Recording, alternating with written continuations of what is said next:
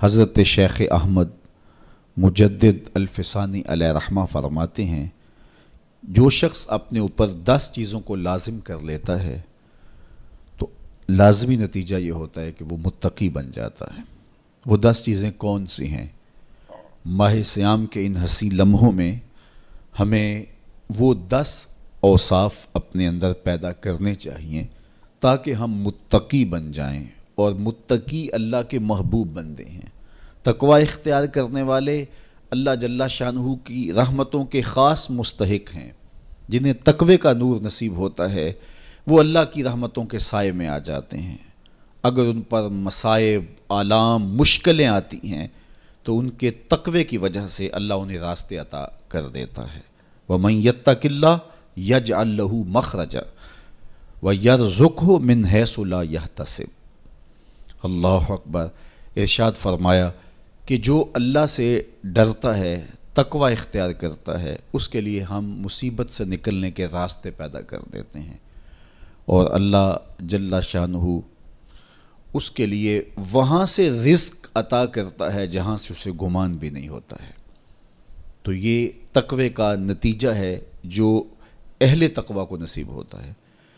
تو حضرت شیخ نے 10 وہ امور بتائے جو اپنے اوپر لازم کر لینے سے تقوی نصیب ہوتا ہے۔ سب سے پہلی بات آپ فرماتے ہیں زبان کو غیبت سے بچائے۔ اتقاء کے حصول کے لیے زبان کو پاک کرنا ضروری ہے۔ انسان کے زیادہ تر گناہ اس کی زبان کی وجہ سے ہیں، اور غیبت یہ بدترین عمل ہے، اور اس کو بدکاری سے بھی برا قرار دیا گیا ہے۔ الغیبت اشد من الزنا۔ تو اپنی زبان کو غیبت سے بچائے۔ دوسری بات ارشاد فرمائی کہ بدظنی سے بچے، کسی سے خواہ مخواہ بدگمان ہو جانا اور اپنے دل کو کسی کے لیے میلا کر لینا اور اس کی بدگمانی دل میں پالنا، تو یہ تقوی کے منافی ہے۔ تو کسی کی بدگمانی سے، بدظنی سے اپنے دل کو بچائے، زبان کو غیبت سے بچائے، دل کو بدگمانی سے بچائے، اور مسخرہ پن سے بچے۔ بات بات پہ ٹھٹھے مار کے ہنسنا اور اس طرح کی زندگی بسر کرنا۔ اور آج کل تو جب بھی دوست احباب اکٹھے بیٹھتے ہیں تو سنجیدہ اور متین باتیں کم ہوتی ہیں، زیادہ وقت لطیفوں میں ہی کٹ جاتا ہے۔ انسان کو خوش مزاج ہونا چاہیے، اس کی طبع میں شگفتگی ہونی چاہیے، لیکن شگفتگی، خوش مزاجی اور مسخرہ پن میں فرق ہے، اس کو سمجھنا چاہیے۔ سنجیدہ اور متین زندگی یہ مومن کی زینت ہے، انسانیت کا حسن ہے۔ اس لیے تقوی کے حصول میں مانع ہے مسخرہ پن۔ اگر کوئی شخص متقی بننا چاہتا ہے تو اس کو سنجیدہ اور متین بننا ہوگا۔ طبیعت کی خوش مزاجی یہ معنی نہیں ہے، لیکن مسخرہ پن اور چیز ہے، اس سے روک دیا گیا۔ چوتھی چیز حضرت شیخ احمد فرماتے ہیں کہ اپنی آنکھ کو حرام سے بچائے۔ اپنی آنکھ کی حفاظت کرنے سے تقوی حاصل ہوتا ہے۔ جب آنکھ خراب ہوتی ہے تو دل خراب ہوتا ہے، جب دل خراب ہوتا ہے تو پھر پورا بدن خراب ہو جاتا ہے۔ اس لیے وہ دروازہ جو کھلا ہے اور اس سے بدی شر اندر اتر رہی ہے، اور پھر اس سے آپ کا سارا نظم ہستی برباد ہو رہا ہے، تو اس دروازے کو بند کریں۔ تو اپنی آنکھ کو حرام سے بند کریں۔ پانچویں چیز ارشاد فرمائی ہمیشہ سچ بولے۔ جھوٹا شخص کبھی متقی نہیں ہو سکتا۔ اتقاء کے حصول کے لیے اپنے آپ کو سچ کا خوگر بنانا ہوگا۔ سچ کے بغیر کبھی نہ بولیں۔ جھوٹ بولنے والے کی زبان سے شر پھیلتا ہے، اور جب کوئی شخص جھوٹ بولتا ہے تو حدیث پاک میں آتا ہے اس سے بدبو نکلتی ہے، جس کو عام لوگ تو نہیں سونگھ پاتے، لیکن اللہ کے فرشتے 1 میل دور پیچھے ہٹ جاتے ہیں۔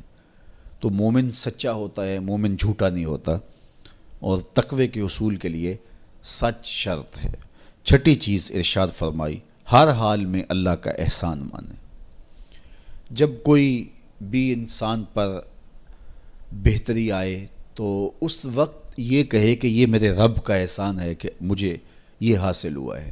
بہت سارے لوگ اپنی محنت کا نتیجہ قرار دیتے ہیں کہ یہ میں نے کیا تو اس کے نتیجے میں یہ ملا۔